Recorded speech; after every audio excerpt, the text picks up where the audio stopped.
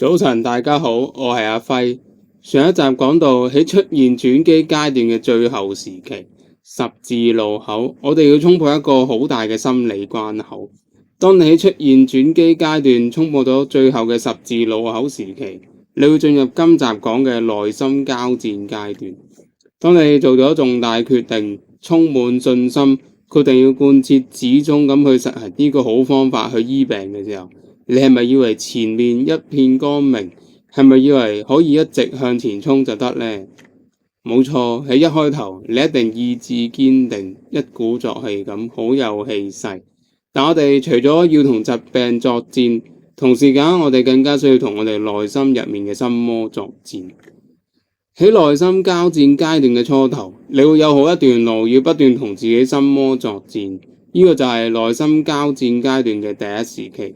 心魔作祟，同心魔作戰難度可能比同病魔作戰更高。呢個係正正解釋咗點解好多人用自然療法醫癌好地地，無端端又會突然間翻轉頭跟翻西醫嗰套去治療。意志堅定，一鼓作氣係好好，但所謂道高一尺，魔高一丈，呢個魔鬼係我哋心入邊嘅心魔。喺心魔作祟嘅時期，問題絕對係同我哋自己有關，同我哋個心有關。幾好嘅方法，最初都需要我哋患者配合一段時間，等身體適應咗，調整好，最後先可以發揮佢嘅作用，見到成效。但係如果我哋個心唔定，雖然起初自我感覺良好，但隨住時間過去，一時三刻又未好見到顯著成效，呢個時候我哋個心就會成日急住想快啲好返，呢個時候我哋嘅心魔就會出嚟作祟，跟住好快我哋個心就會開始動搖，個心又開始質疑啦，冇用噶，你唔係咁天真以為呢個方法真係得啊嘛？又或者會有啲抱怨，我花咁多時間做咁多功夫都仲未見效，會唔會根本就唔 work 噶？浪費晒我啲時間，呢個就係我哋嘅心魔，成日想快見效，急住要見到成果先肯堅持去做，冇立即見到成效呢，就覺得浪費時間。簡單啲講就係心急貪快。喺呢度我要同大家講，心急貪快係我哋患癌嘅人一大死穴。我之前都有講過，一般嚟講，癌症唔會令你即刻死，你點醫法先至係關鍵。如果你成日心急貪快，你好容易就會落入松果治病嘅思維。松果治病係好快啊，有腫瘤割咗佢咪得咯，割咗佢就冇咗個腫瘤，癌細胞唔見晒，你咪好返咯。但當中你要承受嘅風險，你又真正了解幾多呢？仲有你個病因又有冇真正解除咗呢？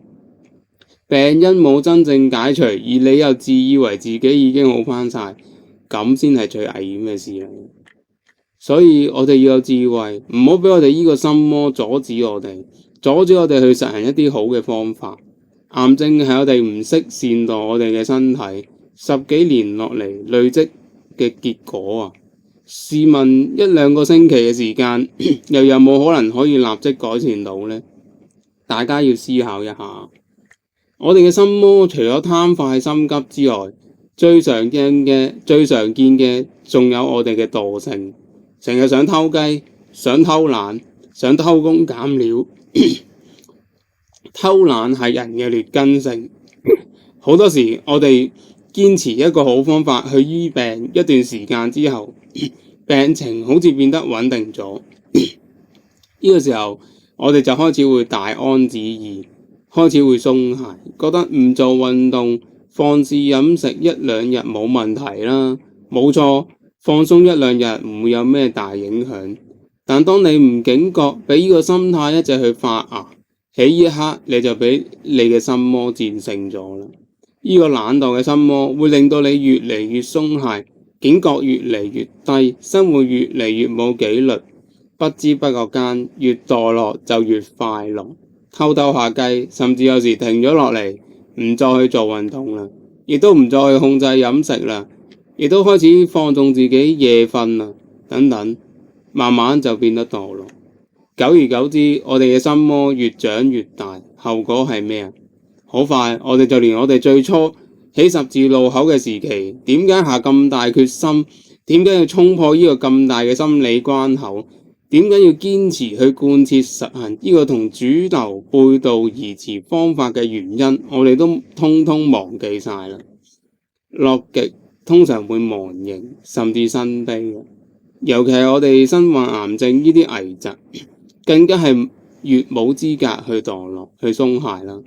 如果最後我哋俾呢個偷雞墮落嘅心魔完全侵蝕，最終我哋只會打回頭路，到頭來又翻轉頭，主流西醫嘅大門又再一次為你打開，咁你就前功盡廢啦。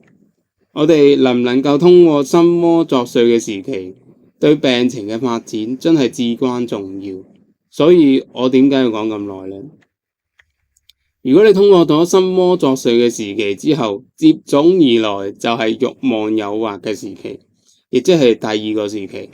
心魔作祟同慾望誘惑呢兩個時期可以話係好兄弟，佢哋好多時會同時夾擊我哋，令我哋一時措手不及。慾望來自於我哋人類原始嘅本性，其誘惑之大可以話係你要反人性，對抗自己嘅本能，絕對唔係容易嘅事。人有好多慾望，而喺我哋身患癌症呢啲重病嘅時候，通常誘惑我哋最多而又最影響我哋病情嘅，莫過於係口腹之欲。所以我就以口腹之欲呢種常見嘅慾望作為例子。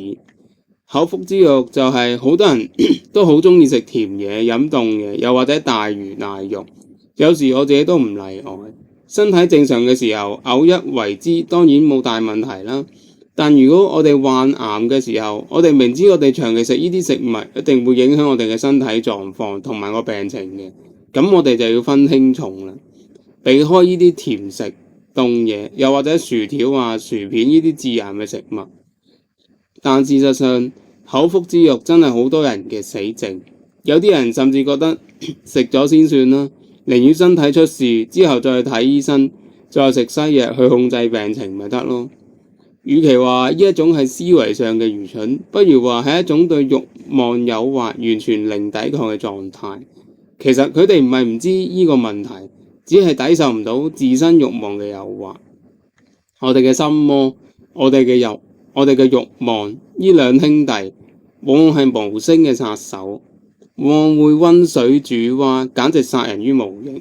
所以喺患病時期，我哋更加要好好咁睇住我哋嘅心，永遠要同我哋嘅心魔同慾望對視，並且時時刻刻咁將呢兩兄弟牢牢咁鎖住喺我哋嘅心房入面，千祈唔好放佢哋出嚟。內心嘅交戰，除咗內憂，仲有外患。除咗喺心魔作祟同埋慾望誘惑嘅時期，我哋要同內心交戰之外，我哋亦同時要承受外間俾我哋嘅壓力。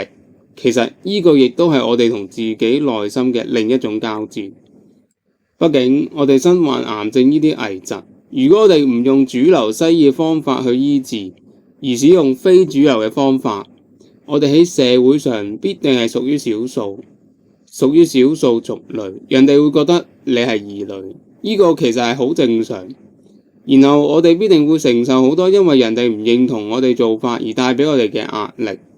呢個時候我哋就會進入內心交戰階段嘅第三個時期，亦即係忍辱負重嘅時期。外界人唔明白我哋，喺主流醫術面前，我哋感覺我哋變成異類。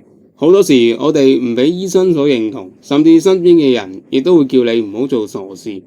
因此喺初頭實行非主流方法醫病嘅時候，成效未必咁快見到之前，我哋嘅信心必定會受到考驗。